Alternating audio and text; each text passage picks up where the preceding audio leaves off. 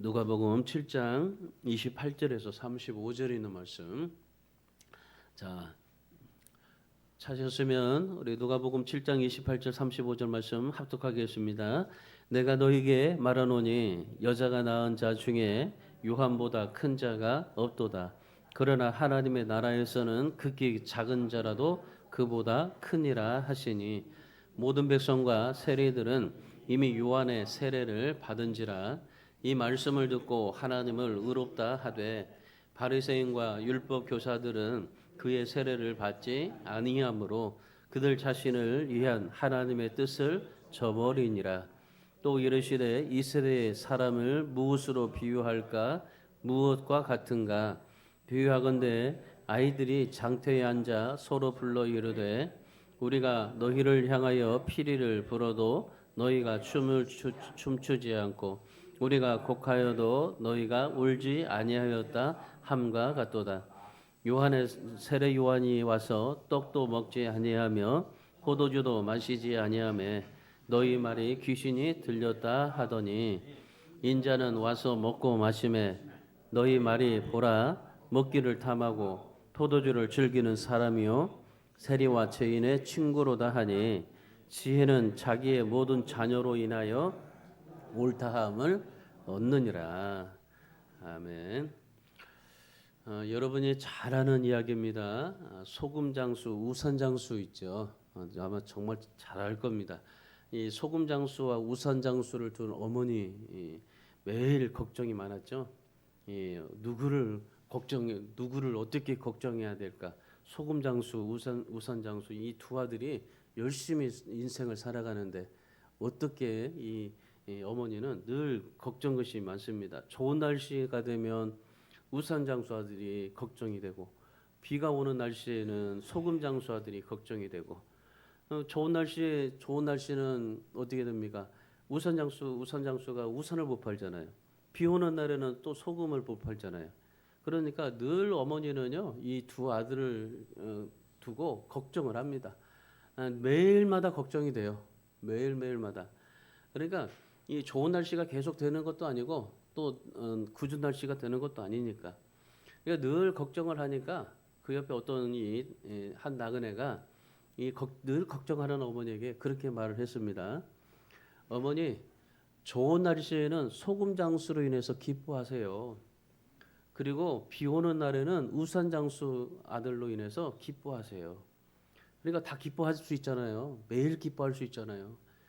소금 장수 때문에 기뻐하고 우산 장수 때문에 기뻐하고 늘 기뻐하면서 살아갈 수 있잖아요. 근데 왜 늘 매일 그렇게 근심하고 걱정하고 슬퍼하면서 삶을 살아갑니까? 그랬어요. 그러니까 이 어머니가 그 얘기를 듣고요. 아 그래, 내가 늘 매일 두 아들 때문에 걱정하고 살았지 걱정이 아니라 기뻐하자.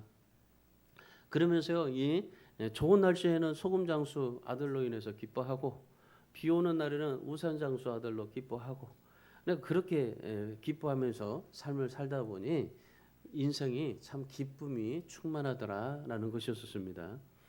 여러분 이런 간단한 이야기지만은 이런 이야기를 통해서 우리가 생각할 수 있는 게 뭘까요? 보통 뭐 여러 가지로 생각을 많이 합니다. 그런데 여러분 진짜 우리가 어떠한 정체성을 가지고 살아가느냐입니다. 지금 우리는 늘 눈앞에 보이는 그런 현상을 살아가고 삽니다. 그러니까 우리가 뭐 멀리 바라볼 수는 없죠. 뭐 내일 비가 올지 모레가 비가 올지 사실은 모릅니다. 일기예보를 아니면은 우리가 알 수가 없어요. 그러니까 눈앞의 상황을 우리가 어떻게 해석하고 어떻게 살아가느냐 따라서 달라지게 되어 있습니다.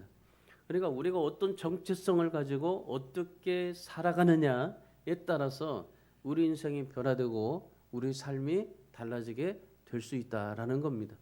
그러니까 우리에게 주어지는 현상은요 다 걱정이 아니에요. 매일 걱정하는 어머니처럼 걱정이 아니에요. 그러니까 우리의 생각만 조금 바꾸시면 돼요. 늘 걱정하는 것을 뭐요? 기뻐하자로 바꿔보면 돼요.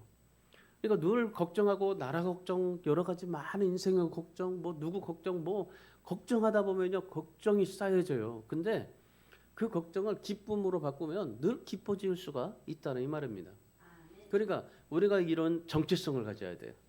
어떠한 정체성, 그리고 내 눈앞의 상황을 어떻게 해석하고 어떻게 살아가느냐, 이걸 우리가 잘 따라서 살아가야 우리 삶이 달라지게 되는 것입니다. 세상에는요 여러 종류의 사람들이 있어요. 뭐 여러 그런 종류의, 저도 그렇지만 여러분도 그렇지만 여러 종류의 그런 사람들의 모습을 보면은 자기 성공을 위해서 살아가는 사람이 있고 자기의 힘만을 챙기면서 살아가는 사람이 있습니다. 수단과 방법을 가리지 않고 열심히 삶을 살아가는 사람들이 있습니다.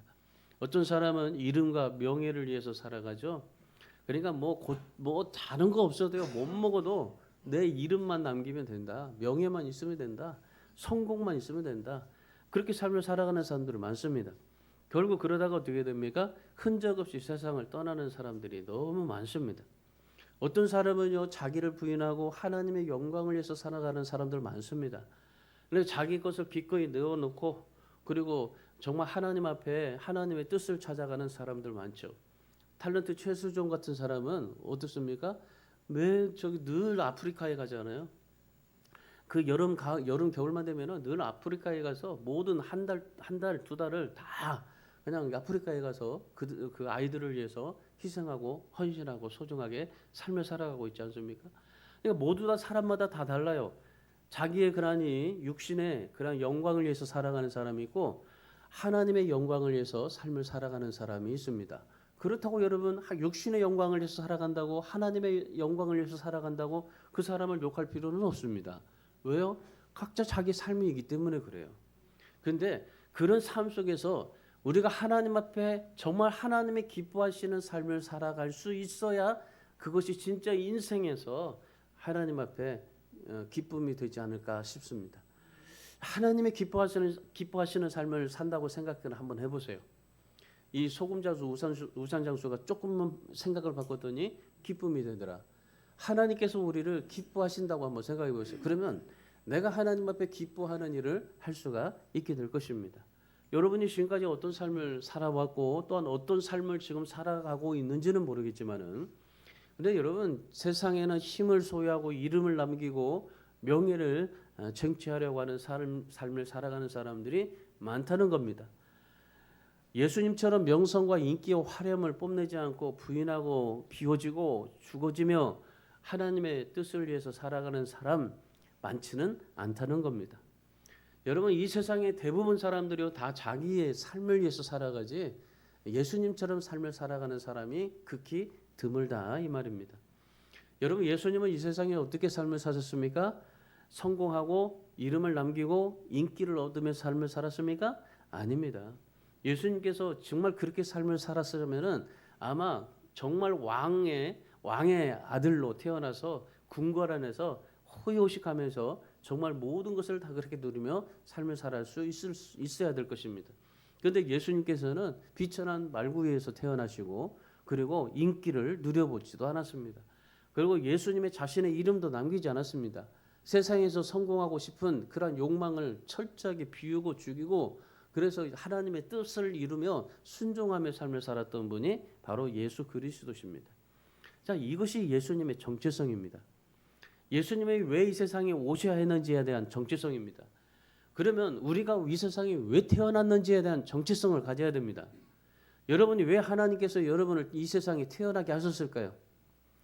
하나님께서 우리를 장부 조직 하나 모든 것을 다 지으시고 여러분이 태어나기 어머니 뱃속에서 태어나기 전에 이미 하나님께서 여러분을 다 지으시고 여러분의 모든 것을 다 하나님의 백성으로 만드시고 하나님께서 지으셨는데, 그리고 이 세상에 태어나게 하셨는데, 여러분 지금 이 세상에 태어나셨어요. 여러분이 지금 하고 있는 일이 뭐고 내가 가지고 있는 정체성이 뭡니까? 예수님은 오직 하나님의 그런 이 뜻에 순종하면서 살아가려고 했던 거, 하나님의 영광을 위해서 하나님의 나라를 위해서 살아가려고 했던 것. 우리의 정체성은 뭡니까? 지금 여러분의 정체성은 뭘까요? 진짜 한번 깊이 한번 생각해 보세요. 지금 나는 무엇을 위해서 달려가고 있는지, 무엇을 위해서 지금 하나님 앞에 삶을 살아가고 있는지. 여러분 그렇다고 예수님처럼 살라는 법은 아닙니다. 예수님은 예수님이니까 그렇게 사셨죠. 그러면 나는 나대로의 하나님 앞에 삶을 살아가면서 왜 하나님의 나를 이 세상에 태어나게 하셨는가라는 것을 생각해 보세요. 왜 태어나게 하셨을까요? 나에게 주신 것들이 뭘까요? 이 주신 것을 가지고 하나님 앞에 영광을 돌리면서 삶을 살아가야 하지 않겠습니까? 하나님의 나에게 주신 것들을 가지고 하나님 앞에 달란트를 더욱더 개발시키고 내 안에 있는 그러한 안에 있는 잠재력을 끄집어내서 하나님 앞에 영광을 돌리며 살아가야 되지 않겠습니까? 그것이 진정 우리의 정체성 아니겠습니까? 그런데 어떻게 삶을 살아가는지 한번 생각해 보세요. 오늘 이 예수님께서 우리가 정말 왜 이 세상에 나를 태어나게 하셨고 그리고 우리가 어떻게 성도로서 어떻게 삶을 살아가야 하는지 오늘 본문의 말씀을 통해서 우리에게 가르쳐 주고 있습니다. 오늘 본문의 말씀은 이 장터 아이들이 놀이터의 비유를 들어서 말씀하시는데 이 세상에 속한 사람이 어떤 사람이고 하나님께 속한 사람이 어떤 사람인가라는 것을 말씀해 줍니다. 이 장터의 아이들이요 피리를 불면서 혼인잔치를 하고 있는 겁니다. 그러니까 혼인잔치가 열렸는데 열심히 아이들이 피리를 불면서 장터에서 열심히 막 춤을 추고 있었던 겁니다. 그런데 그 중에 보니까 어떤 한 아이가 춤을 추지를 하는 겁니다. 다들 기뻐가지고 막 춤을 추고 있는데 어떤 한 아이가 춤을 안 춰요. 피리를 불면서 춤을 추는데 춤을 안 췄어요. 그러니까 많은 아이들이 이 아이가 춤을 안 추니까요 장례식 놀이로 바꿨어요. 장례식 놀이로 바꿨는데도 불구하고 그래도 울지를 않는 겁니다. 그러니까 피리를 불어도 그 춤을 추지도 않고 그리고 장례식을 해도 울지도 않는 그러한 이 아이가 있었던 겁니다. 자, 예수님께서 이 비유를 말씀하시는데 그 아이가 누굴까요? 바로 유대인들입니다. 그리고 예수님 자신입니다. 유대인들이 어땠습니까? 유대인들의 삶이 그랬어요.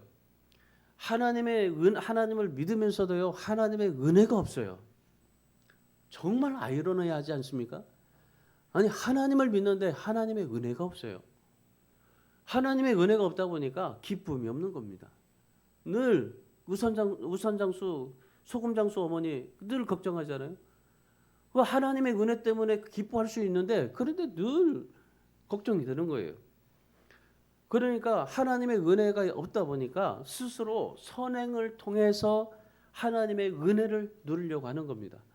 그 선행을 많이 하면 천국에 갈 수 있다라고 생각을 하게 되는 겁니다. 그래서 금욕적인 삶을 살아가죠. 그러니까 세상에서 뭐 여러 가지 많은 일들이 하지만 그러나 나는 철저하게 그 하나님 앞에서 금식도 하고 기도도 하고 그리고 선행도 하고 금욕적인 삶을 살아갑니다. 그러니까 도덕적인 윤리로 바르게 살아가 보려고 애를 쓰는 겁니다. 그러니까 그 당시에 많은 사람들의 관심이 뭐였냐면요. 오직 인간의 행복과 만족입니다. 그러니까 천국에만 그런 관심이 없었어요. 아니, 천국을 가야 되는데. 근데 천국 가야 되는데 어떻게 천국 가야 되느냐?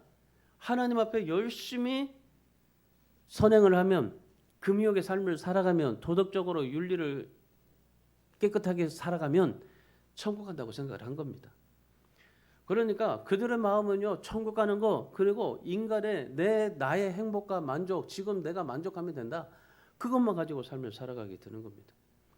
예수님께서 정말 아무리 하나님의 나라의 복음을 전해도 선행이라는 것은 이것이다 가르쳐도 사람들이요 예수님을 따라가지를 않아요. 유대인들이 예수님을 닮아가지도 않고 예수님을 오히려 배척하고 십자가에서 못 박혀 죽여버리게 되는 겁니다. 한마디로 그 당시에 예수님이 오셨었을 때에 그 당시에 세상이 어떻습니까? 하나님을 믿으면서도 하나님의 은혜와 사랑을 받을 수가 없었어요. 그러니까 말씀대로 삶을 산다고 하지만은 그런데 말씀대로 살지도 않고 그리고 하나님께서 예수님을 이 땅에 보내주셨는데 그 예수님을 배척하고 삶을 살아가게 되는 겁니다. 그러니까 마치 놀이터에서 아이가 기뻐하지도 않고 그리고 장례식에서 울지도 않는 그런 시대. 예수님이 아무리 말씀을 가르쳐도 기뻐하지도 않고 울지도 않아요. 여러분 이런 세상 속에서 지금 주님께서 우리에게 말씀하시는 것이 뭐냐면요. 이런 세상 가운데서 구원받은 우리는 어떻게 삶을 살아가야 하는가? 그리고 내가 세상에 속한 자가 되어야 하느냐, 아니면 하나님께 속한 자가 되어야 하느냐라는 것을 말씀합니다.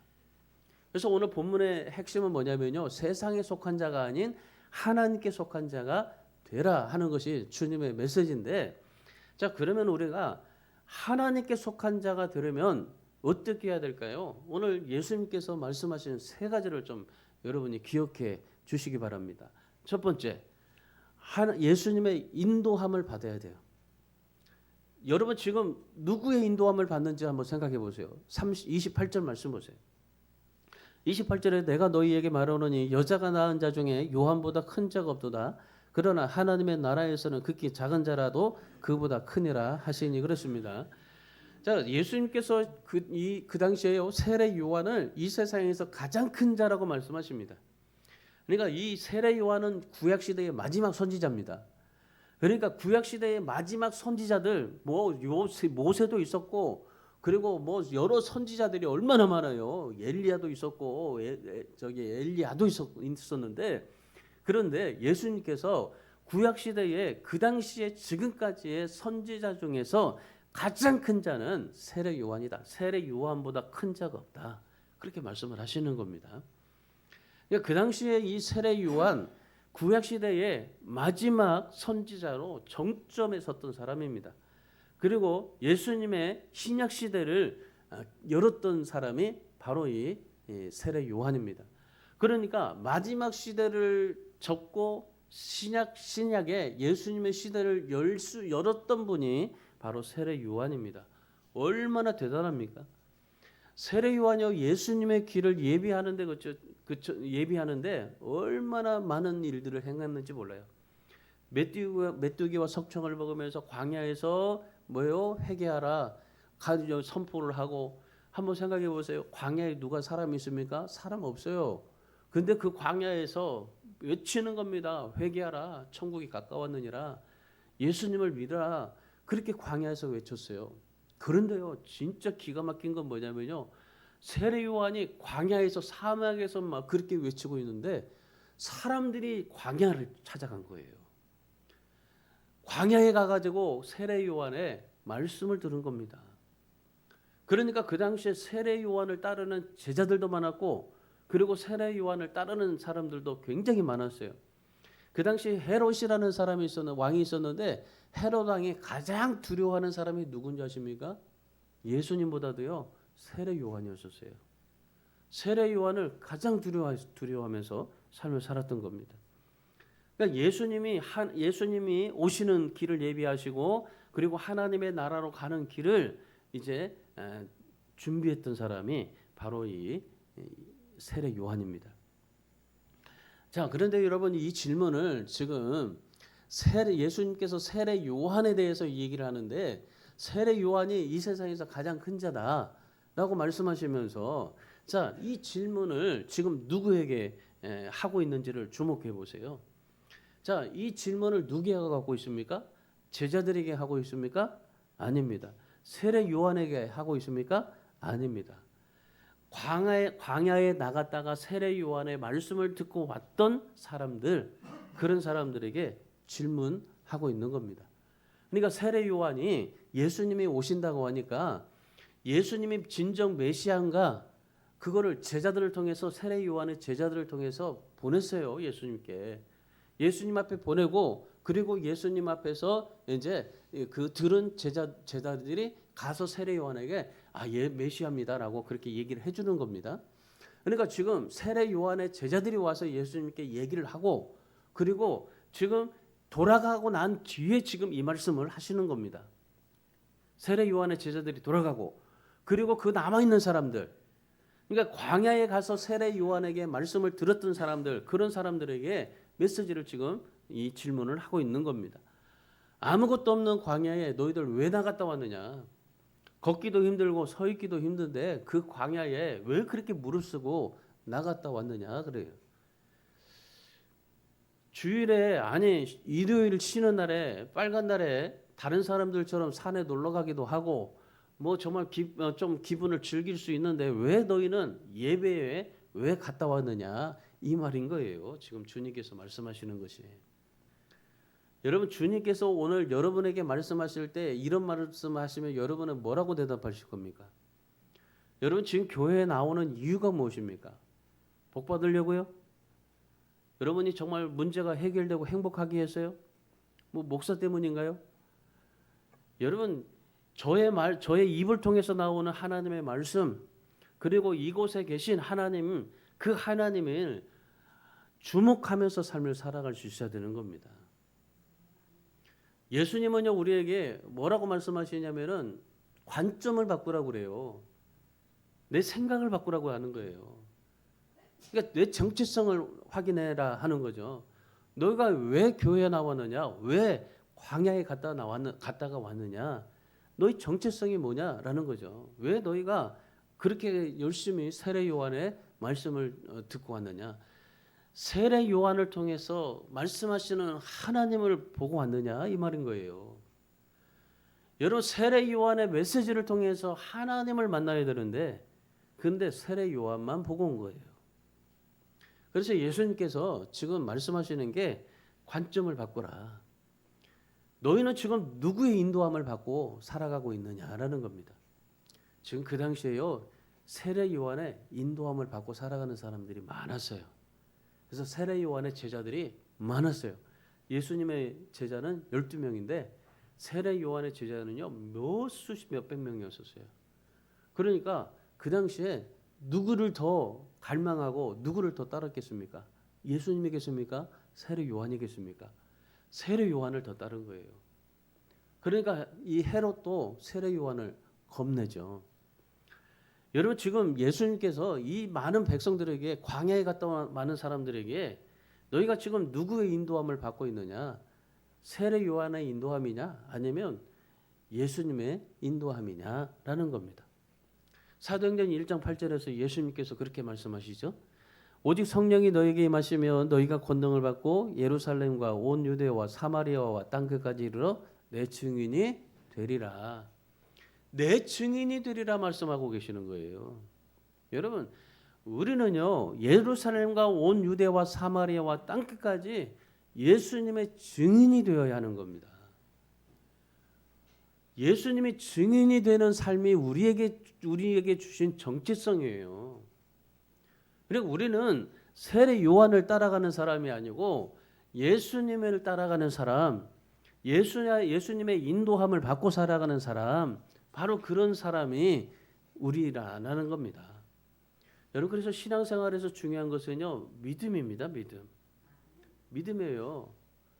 여러분 다 여러분 중심으로 살잖아요. 나 중심으로 살잖아요. 내가 아니면 다 그러잖아요. 내가 그러잖아요. 근데 예수님은요 내가라는 말을 쓰지를 않아요. 여러분 내가라는 말은요 사람 중심의 삶입니다. 내가 내 인생을 인도하는 게 아니에요. 여러분의 인생을 인도하는 것은 내가가 아니고 주님입니다. 주님. 이제 여러분은 철저하게 주님의 인도하심을 받고 살아야 하는 겁니다. 그게 우리가 성도의 정체성입니다. 지금 누구의 인도함을 받고 있는지 보세요. 여러분 진짜 한번 살펴보십시오. 거의 다 뭐 돈의 인도함을 받고 살 거예요. 돈 때문에 지금 일하고 돈 때문에 이렇게 살고 돈 때문에 돈이 없으면 먹을 수도 없고 거의 돈이잖아요. 그죠? 지금 세례 요한이라는 사람에게 인도를 받고 있는 이 사람들. 오늘 우리가 정말 이 사람의 인도함을 받고 살아가는지 주님의 인도함을 받고 살아가는지. 믿음의 사람은요 세상이나 힘이나 돈의 인도함을 받고 살지는 않는답니다. 예수님의 인도함을 받고 살아가는 사람입니다. 말씀을 기대하며 교회 가는 사람이 그게 바로 믿음의 사람이다라고 주님은 말씀하십니다. 그래서 여러분 우리 주안의 교회 성도 여러분은 오늘 예수님께서 정말 나의 정체성을 확인하고 그리고 나의 신앙을 진짜 바꿔가려면 첫 번째 나 중심 신앙에서 예수님 신앙의 중심으로 관점을 바꾸시고 예수님의 인도함을 받는 그런 믿음의 성도들이 다 되시기를 주님의 이름으로 축원합니다. 자, 두 번째는 예수님께서 그 광야에 나갔던 사람들에게 뭐라 말씀하시냐면요. 야, 성도다운 삶을 살아라. 성도답게 살아라. 정말 이 말씀이요. 우리는 진짜 내 마음속에서 울림이 돼야 돼요. 성도답게 살아라. 성도답게 살고 있느냐? 성도답게 살아라. 자, 성도답게 삶을 살아라 하는데 32절 말씀 보세요. 32절에 아이들이 장터에 앉아 서로 불러 이르되 우리가 너희를 향하여 피리를 불어도 너희가 춤추지 않고 우리가 곡하여도 너희가 울지 아니하였다 함과 같도다. 자, 장터에 아이들이 피리를 불며 혼인잔치 하는데 어떤 아이가 춤을 추지 않았죠? 그래서 아이들이 장례식 놀이로 바꿨죠. 그래도 울지 않았죠? 자, 이 말씀의 의미는 유대인들이 피리를 부는데 예수님이 춤추지 않은 겁니다. 자, 예수님께서 이 비유를 통해서 유대인들이 그렇게 삶을 살아가고 있고 또 유대인들이 예수님을 볼 때 유대인들이 그렇게 피리를 불었는데도 예수님이 춤을 추지도 않아요. 애곡했는데도 울어주지를 않았던 겁니다. 여러분, 왜 예수님께서 유대인들이 피리를 부는데 춤을 추지 않고 애곡하는데 울어주지 않았을까요? 그 당시에 유대인들은요, 1년에 한 번씩만 하는 금식을 일주일에 2번으로 해요. 왜요? 일주일에 2번 금식해야 천국 갈 수 있으니까. 그런데 예수님께서 하나님의 말씀은 뭐예요? 1년에 한 번만 하나님께서 저에게 주신 대속죄일에만 금식하면 된다. 그래 말씀하셨어요. 그러니까 일주일에 한 번만 금식해도 돼. 그런데 이 유대인들은요, 일주일에 2번씩 하는 거예요. 정결 예식 때만 씻는 행위를 먹을 때나 외출할 때나 시장 갔다 와서 할 때도 막 몸을 씻는 행위를 통해서 정결함을 유지해요. 저희 어머니가 45년 동안 원불교를 다니셨다고 했잖아요.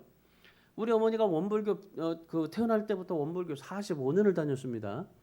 45년을 다니고 나서 그리고 나서 저를 통해서 이제 예수님을 믿었단 말이죠.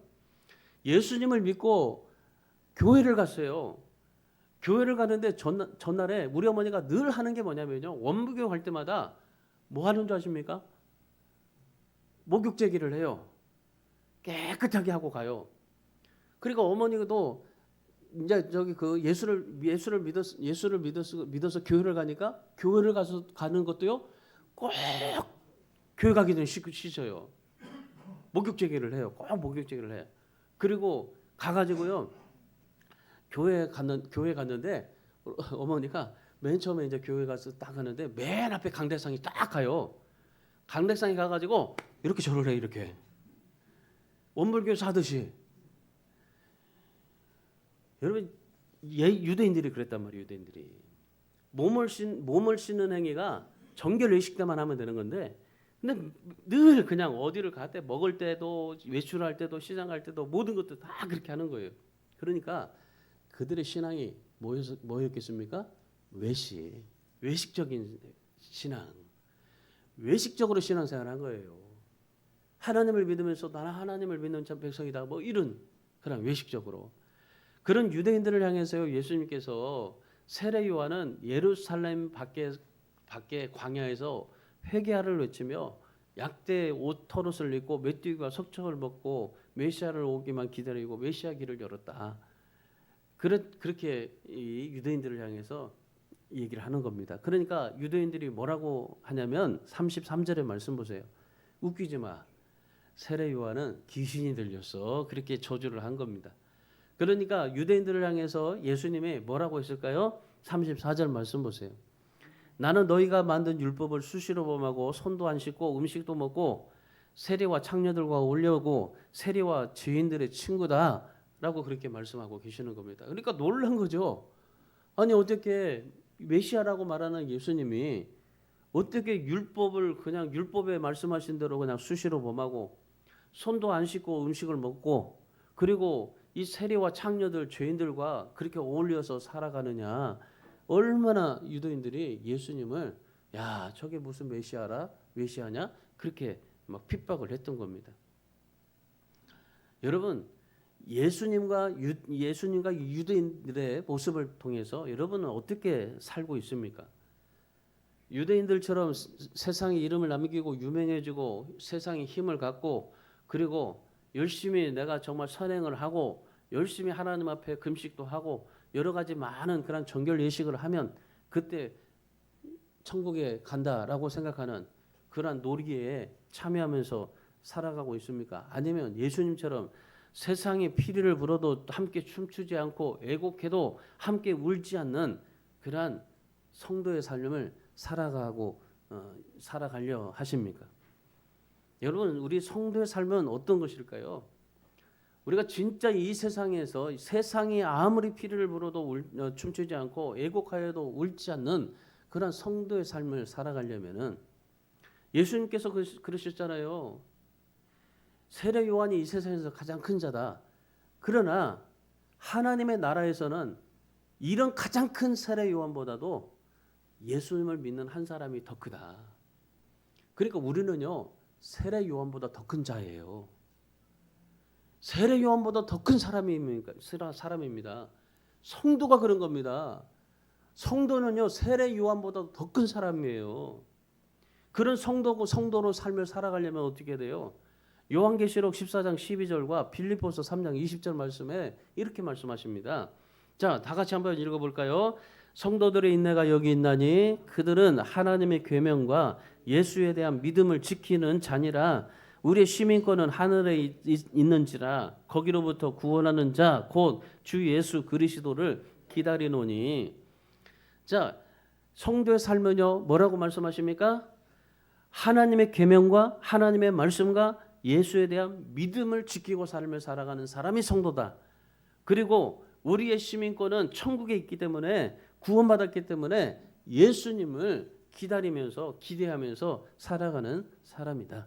그러니까 성도는 자신의 이름과 인기와 힘과 성공을 위해서 살아가는 삶이 아니라 오직 하나님의 은혜 앞에 엎드려서 하나님의 은혜와 긍휼이 아니면 하나님처럼 도저히 살아갈 수 없습니다. 하나님의 은혜가 아니면 나는 살아갈 수 없습니다. 고백하면서 살아가는 사람이 성도라는 겁니다. 그런 자라야 천국에 갈 수 있다라고 말씀하고 계시는 겁니다. 여러분, 천국 가는 길이 어렵나요? 쉬워요. 정말 내가 하나님의 은혜 아니면 살 수 없습니다. 엎드려서 고백하고 내 자신의 이름과 인기와 힘과 성공을 위해서 살아가는 것이 아니라 오직 하나님의 은혜와 긍휼을 구하면서 살아가는 사람이 성도다. 그 사람이 천국에 간다라고 말씀하고 계시는 겁니다. 예수님께서 십자가에 죽으셨던 것처럼 우리도 세상에 대해서 죽고 세상의 놀이가 재미가 느껴지지 않고 그렇게 하나님 앞에 살아가는 사람 성도라는 겁니다. 성도는요 가난해도 괜찮다는 겁니다. 천국 가는데 못생겨도 괜찮다는 겁니다. 뭐 명품을 두르고 금덩어리를 줘도 시시하게 느껴지는 것이 바로 성도다는 겁니다. 왜요? 하나님의 나라는 온갖 정금으로 되어 있기 때문에 세상의 피리 소리에 춤을 추지 않고 세상의 애국을 따라 울지 않는 것이 성도의 삶이다라는 겁니다. 여러분, 사실 그런 성도의 삶이라고 말하지만은 여러분 그렇게 사실 쉽지는 않습니다. 예수님께서 이 세상의 것들을 다 버리고 죽어지고 십자가에서 죽으셨는데 여러분 이렇게 살 수 있는 사람이 어디 있을까요?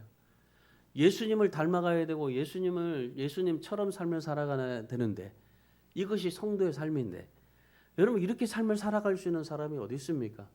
목사도 그렇게 다 못할 겁니다. 여러분 그러나 한 가지만을 기억하세요.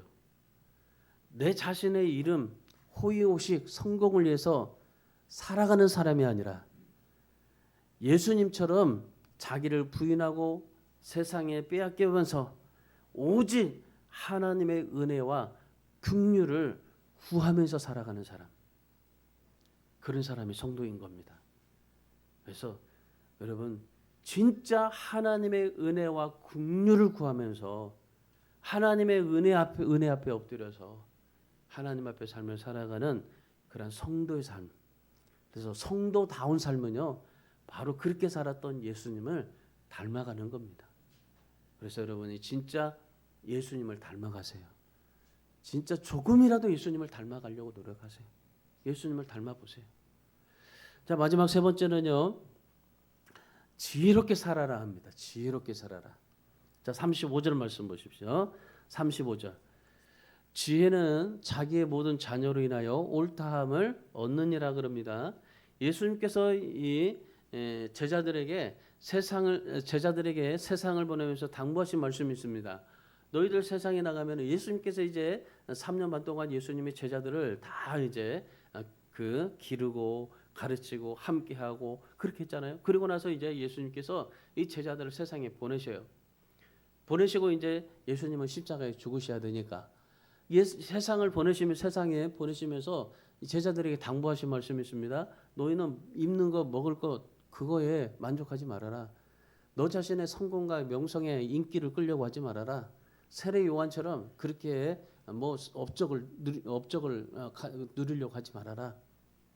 지혜롭게 살아라고 말씀하죠. 지혜롭게 살아라. 세상에서 지혜롭게 살아라.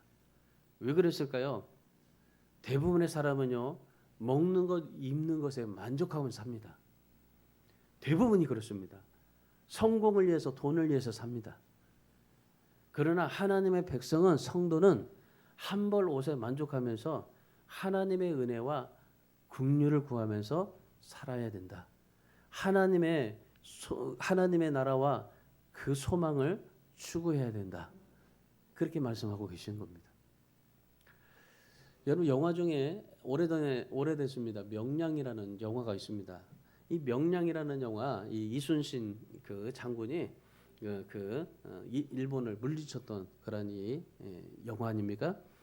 이순신 장군이요, 전쟁에서 이기고 난 뒤에 부하가 우리가 이겼습니다.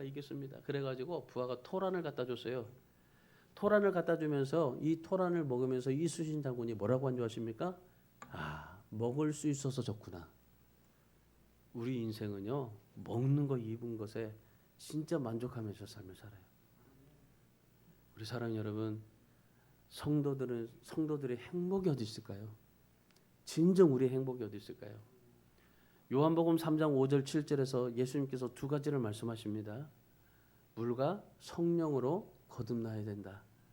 그래야만이 거기서 오는 진정한 행복이 있다. 자, 물은 뭐래요? 물은 세례를 받아야 되고 성령은 하나님의 힘을 말하지 않습니까? 그러니까 세례를 통해서 우리의 육체적인 더러움이 다 씻겨지고 거룩해져서 성령을 통해서 하나님의 힘을 얻어서 삶을 살아가는 그것이 바로 물과 성령입니다. 노아 때 보세요. 노아 홍수 때 모든 사람들이 다 방주 안에서는 살았고 방주 밖에서는 다 죽었지 않았습니까? 그러니까 세상에 대해서는 죽고 하나님의 은혜 안에서는 살아가는 자가 되어라. 그게 바로 예수님께서 물과 성령에 대한 얘기를 하십니다. 자, 이 세상에서 지혜로운 사람이 누굴까요? 바로 이 세상에 대해서는 죽고 하나님의 은혜 안에서는 살아가는 사람, 그 사람이 바로 지혜로운 사람이다 라고 말씀하고 계시는 겁니다. 명랑의 영화 한 번 더 얘기할까요? 이순신 장군이 이런 말을 했어요. 장수된 자의 의리는 충을 쫓아야 되고 충은 백성을 향해야 한다. 살고자 하면 죽을 것이고 죽고자 하면 살 것이다. 두려움을 용기로 바꾸는 게 중요하다. 여러분, 이 세상이 참 두렵죠? 우리 두려움을요, 지혜로움으로 바꿀 수 있어야 돼요. 그래야 진짜 큰 자가 될 수 있습니다. 하나님 앞에 지혜로운 삶을 살아갈 수 있어야 돼요. 하나님 앞에서 정말 하나님의 나라와 하나님의 영광을 위해서 살아가는 사람이 그게 바로 지혜로운 사람입니다. 단순해요. 지혜로운 게 우리는 지혜롭다고 생각하면 뭐 어떤 일에서 막 이렇게 뭐 지혜롭고 저런 일에서 지혜롭고 생각하는데 예수님이 말씀하시는 지혜는 뭐예요? 세상에 대해서는 죽고 하나님에게서는 산 사람. 그러니까 세상에서는 죽어지고 비워지고 하나님의 은혜와 하나님의 긍휼과 하나님의 소망과 하나님의 것은 날마다 살아가는 사람, 그 사람이 지혜로운 사람이다라고 말씀하고 계시는 거예요. 자, 35절 다시 한번 보세요. 35절. 지혜는 자기의 모든 자녀로 인하여 옳다함을 얻으니라. 자, 이 세상은 하나님이요 지혜로 움직이고 있다는 겁니다. 하나님께서 세상을 지혜로 움직이고 있다는 겁니다. 오직 하나님의 지혜에 의해서 살아가는 사람이 옳다고 인정을 받게 된다는 겁니다. 그러니까 지혜롭게 살아가려면 어떻게 해야 돼요? 하나님 안에 들어가야 되는 거예요. 왜? 하나님께서 이 세상을 지혜로 모든 것을 다스리시고 계시니까. 그러니까 하나님 안에 있는 지혜, 하나님 안에 있는 하나님 안에 있는 모든 것을 가지고 삶을 살아가야 되는 겁니다. 하나님 안에 있어 보세요. 그러면 어떻게 될까요? 내가 내 것에 있으면요, 세상에 있으면요, 이해가 가지 않을 때요, 이게 가지 않는 거예요. 설득이 되지 않는 거예요. 그런데 하나님 안에 있어 보세요. 이해가 가지 않고 설득이 되지 않는다 해도요, 늘 하나님은 옳으십니다라고 믿어지게 되는 거예요. 하나님은 맞습니다. 하나님은 정답이십니다. 그렇게 믿어지는 게 되는 겁니다. 내가 있을 때, 세상에 있을 때 하나님 앞에서 뭐가 돼요? 내가 여러 가지 어떤 일을 만나면 문제가 되면 뭐가 됩니까? 이해가 되지 않아요. 하나님 왜 나에게 이러십니까? 설득이 되지 않아요. 내가 하나님 앞에 정말 감사하고 하나님 앞에 영광을 돌리며 살아가야 되는데 그런 나를 자꾸 하나님 앞에 감사하자, 기뻐하자라고 얘기하는데 그런데 내 자신이 설득이 되지 않는 겁니다. 왜? 내 중심에 있어서 그래요. 유대인들이 그랬잖아요. 오늘 예수님께서 말씀하시는 게 그겁니다. 나 중심에서 하나님 중심으로 바꿔줘라. 그러니까 하나님 안에서는 모든 것이 다 옳게 되는 거예요. 하나님은 하실 수 있게 되는 거예요. 하나님은 능력이 있으시고 하나님께서 모든 것을 역사하시고 하나님은 모든 것이 된다라고 되어지게 되는 겁니다. 근데 하나님 밖에 있으면 안 되는 거예요. 안 되는 거예요. 그래서 오늘 우리 성도 여러분이 오늘 이 주님께서 이 많은 사람들에게 얘기하는 이 성도로서의 삶을 살아가기 위해서 하나님에 속한 자가 되라. 세상에 속한 자가 되지 말고. 지금 세상이 어렵잖아요. 어려울 때 하나님께 속한 자가 되시기를 바랍니다. 그래서 지혜롭게 사세요. 지혜롭다는 게 뭐예요? 하나님 안에 있는 겁니다. 하나님 안에서 살아가는 겁니다. 하나님께서 옳다함을 인정받으셔야 돼요. 하나님이 여러분의 모든 삶을 통해서 하나님이 옳다라고 인정받으셔야 돼요. 내가 옳다라는 게 아닙니다. 내가 뭔가 잘해서 내가 잘했어라고 하는 게 아니라 내가 하는 일에 대해서 하나님이 옳다라고 인정함을 받으셔야 돼요. 하나님이 옳다라고. 세상이 피리를 불어도 함께 춤추지 마세요. 세상이 애곡해도 함께 울지 마세요.